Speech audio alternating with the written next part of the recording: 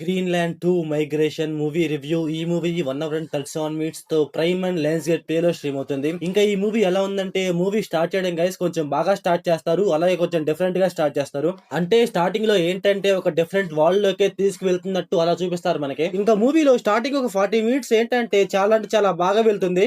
అక్కడ స్టోరీ కావచ్చు, ఒక ఇంటెన్సిటీ కావచ్చు, అన్ని పర్ఫెక్ట్ గా అలా వెళ్తా ఉంటాయి. ఇంకా మూవీలో CG, VFX, graphics, visuals guys ఇవన్నీ చాలా అంటే చాలా బాగున్నాయి. మూవీ చాలా వరకు బేస్ అయ్యిండేదే సీజీ అండ్ విఎఫ్ఎక్స్ మీద. అవైతే మూవీలో చాలా అంటే చాలా బాగుంటాయి. మనకు చాలా అంటే చాలా బాగా చూపిస్తారు. నాకు మూవీలో ఎక్కడా కూడా సీజీ అండ్ విఎఫ్ఎక్స్ అయితే డల్ గా అనిపించలేదు. 40 మినిట్స్ ఆ మధ్యలో ఒక సీన్ ఉంటుంది గైస్, ఒక సముద్రంలో ఒక పెద్ద వేవ్స్ వస్తున్నట్టు. ఆ సీన్ లో మా సీజీ విజువల్స్ ఇవన్నీ చాలా అంటే చాలా బాగుంటాయి, చాలా బాగా చూపించారు. ఆ సీన్ లో ఇంటెన్సిటీ కూడా చాలా అంటే చాలా బాగుంటుంది. మనం అయితే కనెక్ట్ అవుతాం. ఇంకా మూవీలో 40 మినిట్స్ తర్వాత ఏంటంటే ఇంకా స్టోరీ కదలదు అనమాట. ఎక్కడ స్టోరీ అక్కడే ఉంటుంది, ముందలకే వెళ్ళదు. అక్కడ ఏంటంటే ఏదో సాగదీద్దాం అనేసి ఏదో సాగదీస్తా ఉంటారు. అదైతే మనకైతే అసలు అంటే అసలు వర్కౌట్ అవ్వదు. మూవీ మొత్తం ఏంటంటే సర్వైవల్, వాళ్ళ ప్రాణం కోసం సర్వైవ్ చేస్తా ఉంటారు.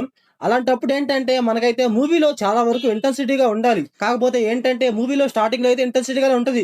దాని తర్వాత ఏంటంటే అసలు ఇంటెన్సిటీ ఉండదు, ఏముండదు అనమాట. లాక్ చేస్తున్నట్టు అనిపిస్తా ఉంటది మనకి. సి గైస్ ఏదన్నా స్టోరీ చెప్తుంటే ఆ స్టోరీ వీళ్ళు పర్ఫెక్ట్ గా చెప్పాలి. అలా చెప్పకుండా మధ్యలో ఆపేసి మళ్ళీ ఇంకో సీన్ కి వెళ్ళేసి మళ్ళీ అక్కడ ఆపేసి అలా గజిబిజి చేస్తా ఉంటారు. నాకైతే కొంచెం లాగ్ అనిపించింది. రెండు కొండల మధ్య ఏంటంటే ఒక బ్రిడ్జ్ లాంటిది ఒకటి ఉంటుంది. దాన్ని దాటేటప్పుడు మామ అక్కడ సీన్ కొంచెం బానే ఉంటుంది. దాని తర్వాత ఏంట్రా అంటే మళ్ళీ పిచ్ అంటే పిచ్ లాగు. అసలు దాని తర్వాత ఏ ఉండదు. అంటే మూవీలో సీన్స్ ఎలా అంటే ఒక్కసారిగా లెగుస్తాయి, ఇంకో సీన్ ఏమో అలా పడిపోతాయి. ఒక కన్సిస్టెన్సీ ఉండదు అనమాట. ఎలా పడితే అలా సీన్స్ ఉంటాయి. ఇంకా మూవీలో ఎమోషన్ మామ, ఈ ఎమోషన్ ఏదైతే ఉందో అదైతే మూవీలో బేవచ్చంగా ట్రై చేస్తా ఉంటారు.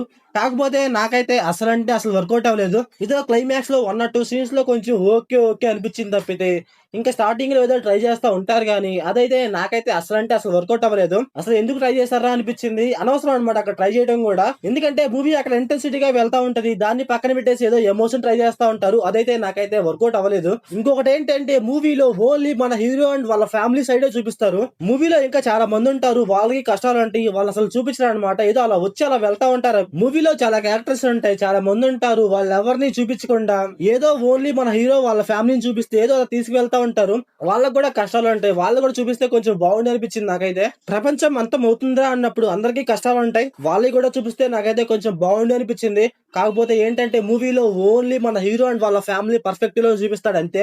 ఇంకా ఈ మూవీ ప్లాట్ లైన్ ఏంటంటే ఒక పెద్ద సునామీ వచ్చేసి ఒక రేడియేషన్స్ వేవ్స్ వచ్చేసి ప్రపంచం అంతమైపోతూ ఉంటుంది. అప్పుడు మన హీరో ఏం చేశాడు, వాళ్ళ ఫ్యామిలీని ఎలా కాపాడుకున్నాడు ఏంటి అనేసి మన మూవీలో చూస్తాం. ఇంకా ఈ మూవీ ఫ్యామిలీ వాచబుల్ అంటే yes guys watchable. Adult scenes అయితే ఏమండవు. ఇంకా మూవీలో డైరెక్షన్, విజువల్స్ ఇవన్నీ పర్లేదు గైస్, చాలా అంటే చాలా బాగుంటాయి. ఎస్పెషల్లీ చెప్పాలంటే కొన్ని సీన్స్ లో సీజీ అండ్ విఎఫ్ఎక్స్ గైస్ చాలా అంటే చాలా బాగుంటాయి. నాకైతే చాలా అంటే చాలా బాగా నచ్చాయి. సో ఓవరాల్ గా మూవీ ఎలా ఉందంటే నాకైతే బిలో యావరేజ్ అనిపించింది గైస్. మీరు మూవీ చూసి ఉంటే మీకు ఎలా అనిపించిందో కామెంట్ చేయండి. So thanks for watching.